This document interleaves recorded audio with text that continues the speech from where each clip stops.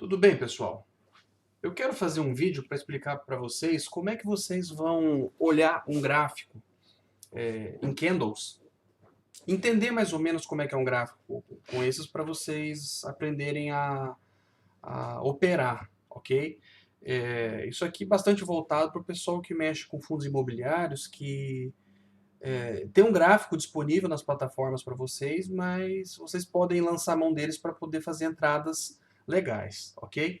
Esse aqui é um gráfico em candles, tá? De uma plataforma paga chamada Profit Chart, que eu uso para operar no mercado, tá? Eu opero ações e desejo em breve começar com fundos imobiliários, mas vocês têm opções gratuitas, como por exemplo o TradingView, tá? O TradingView é gratuito, você pode utilizar sem qualquer tipo de restrição, tá?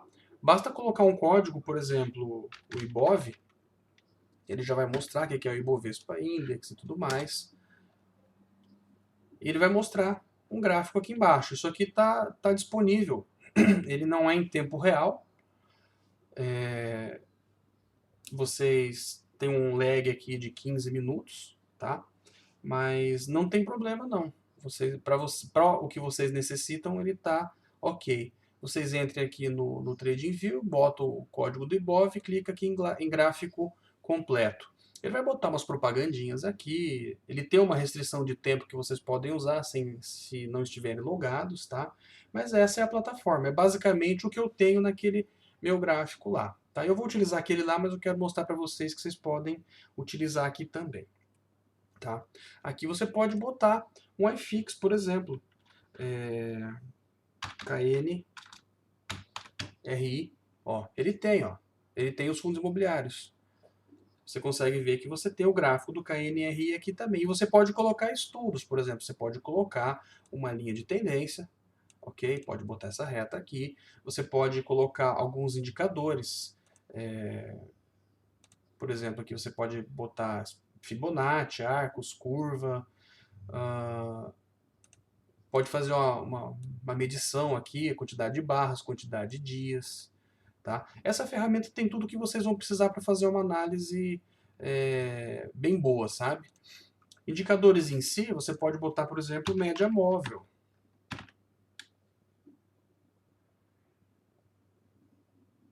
Cadê a...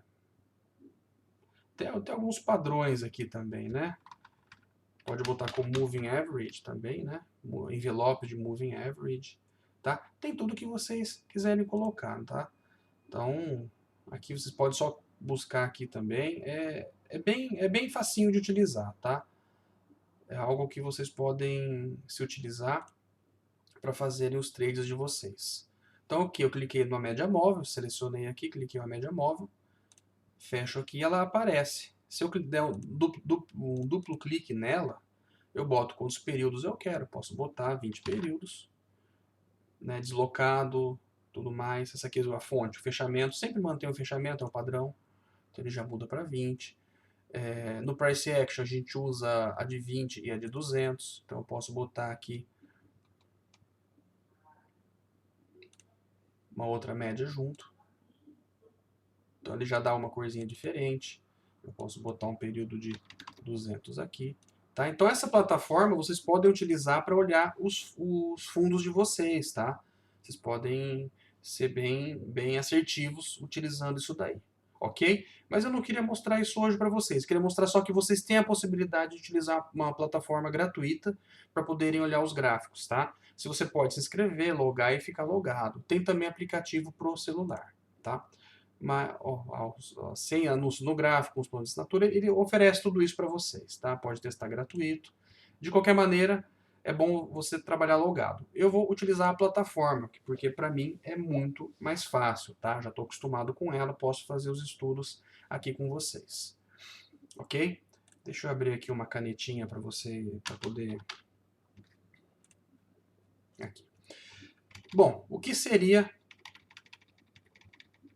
um gráfico? Bom, o gráfico ele é colocado em relação ao tempo, aqui nesse eixo horizontal, tá? E as cotações no eixo vertical. Vocês conhecem um gráfico, né? Todo mundo aqui já utilizou gráfico. Você pode utilizar gráfico de linha, tá? Existe gráfico de linha. Isso aqui é o Ibov no gráfico de linha. E com o gráfico de linha, você consegue traçar suporte, resistência e tal, mas o padrão que o mercado usa é o candle. Então, vamos colocar o candlestick, tá? É importante vocês saberem o que é chamado fractal, tá? Uma semana no mercado é composta por 5 candles, se não houver feriado. Ela é composta por 5 candles. O mensal é composto por 4 candles semanais. O diário, que é o padrão, ele é composto por 8 candles horários. Tá? Então a gente vai encontrar fractais de tempo dentro de uma mesma de um mesmo candle. Por exemplo, eu vou pegar o candle do nosso último pregão. Essa plataforma ele mostra como é que ele se comportou no horário. Então vocês vejam que nessa região aqui ele é composto por um candle que desce, depois 3 que sobem, depois vários que descem, depois mais um que sobe. Isso daqui é chamado fractal.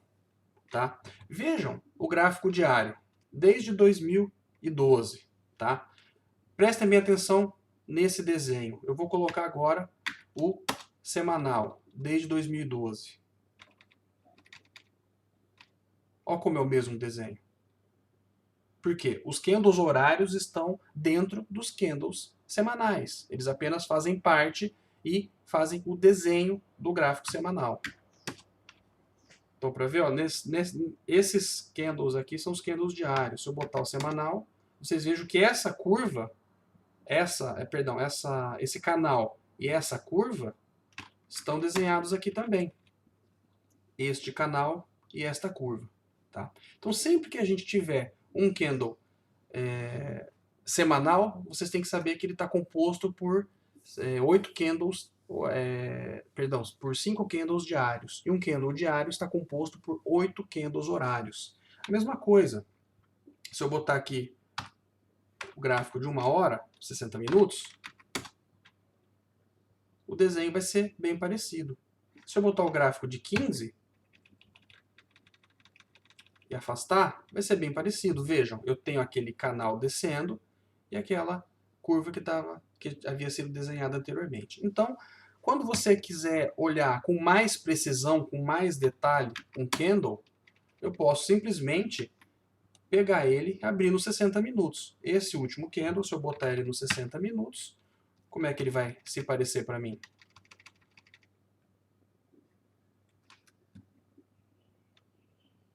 Aquele candle que era basicamente uma barra descendente,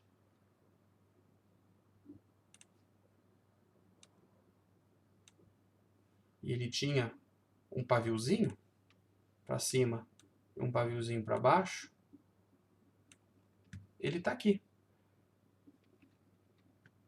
Ele está desenhado aqui dentro. Essa vela grande ela está composta por esses tempos menores, ok? Primeira coisa que vocês têm que saber é isso, tá? Então você tem fractais de tempo.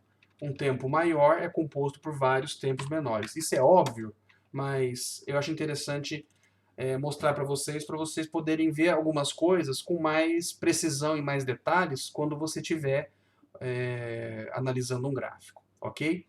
E o que seria um candlestick? Bom, um candlestick é essa figura que nós temos aqui. Do que essa figura é composta? Ela é composta por 4 preços, tá? O que seriam esses 4 preços? Seriam um preço de abertura, ok? Seria esse aqui. Seria um preço de fechamento, ok? Seria um preço de máxima e um preço de mínima. Então, eu tenho um candle desenhado dessa maneira. A abertura e o fechamento são caracterizados pelas extremidades do corpo do candle, ok?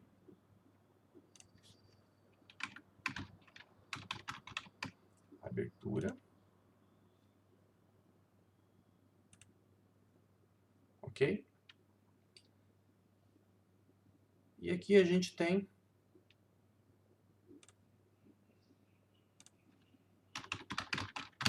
fechamento. Perfeito? A gente tem também as extremidades, que seriam os pavis, que é a distância entre a abertura e a máxima do dia, é o pavio de cima, a distância entre a abertura e a mínima do dia é o pavio de baixo.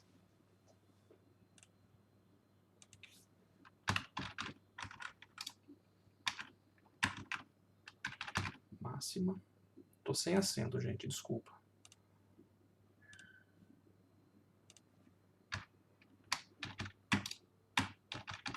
E mínima.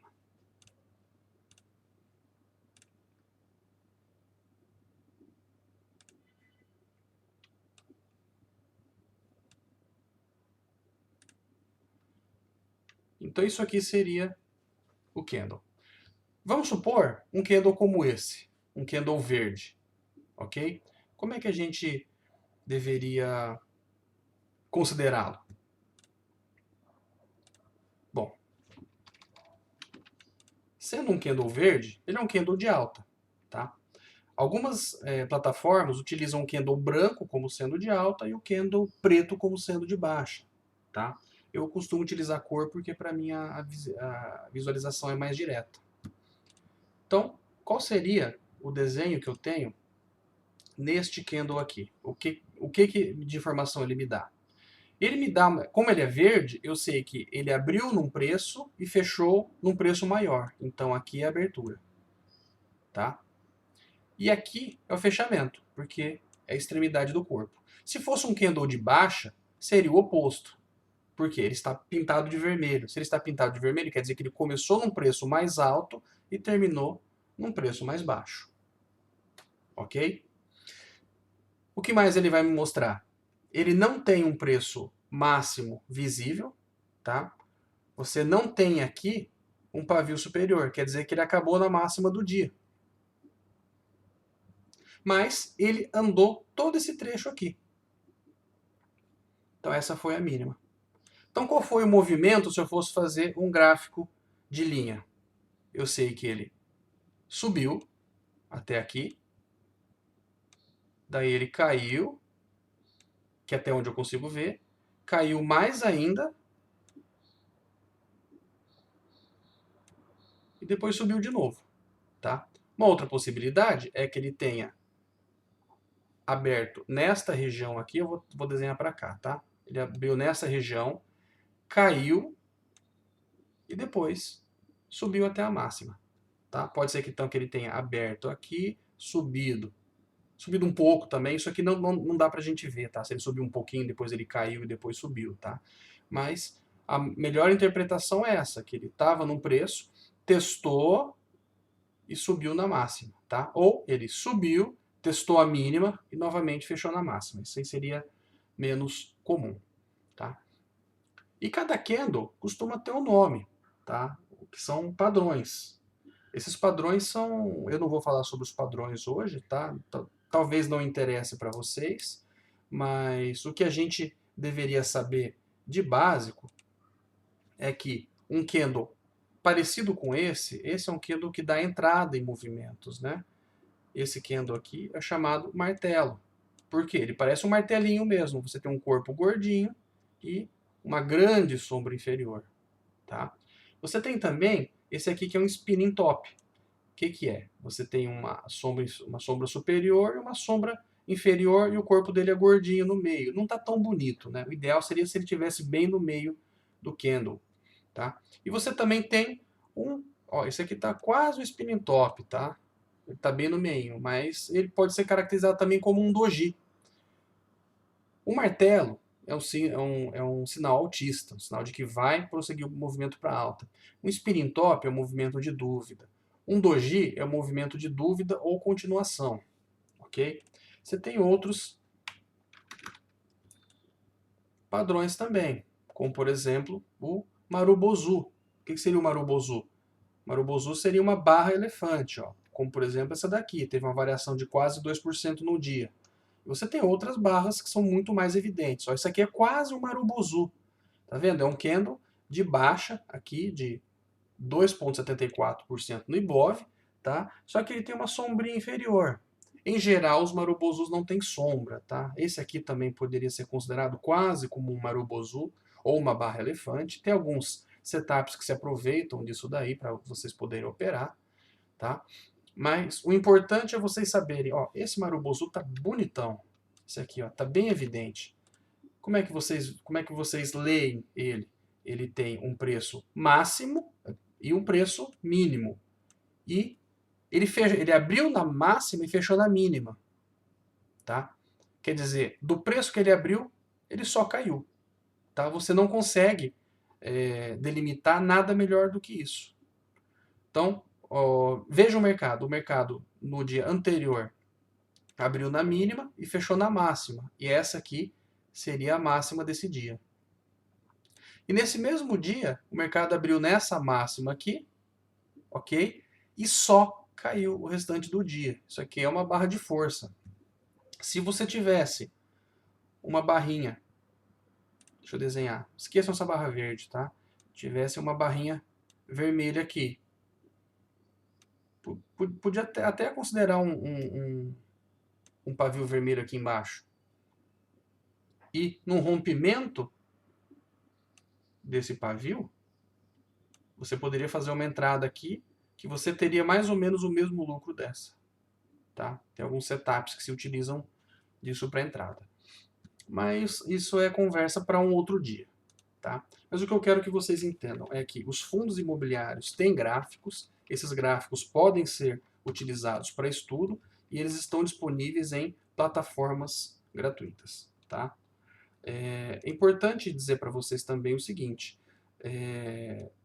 a entrada num fundo imobiliário tem que ser pelos fundamentos, tem que estudar se o fundo é monoimóvel, multiimóvel, se ele está em múltiplas regiões, se ele só tem um locatário, se tem vários locatários, se ele é de um segmento que está ficando bem no mercado agora, ou se é de um segmento ruim. Você vai entrar sempre pelo fundamento.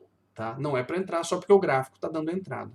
Porém, você vai entrar num fundo imobiliário se ele realmente tiver um fundamento bom e tiver num preço bom. Vocês imaginam? Imagine que isso aqui fosse um fundo imobiliário. Quem comprou aqui em cima, nesse dia aqui, dia 3 de julho, que foi a máxima 8 de julho, que foi a máxima do Ibovespa, 8 ou 11?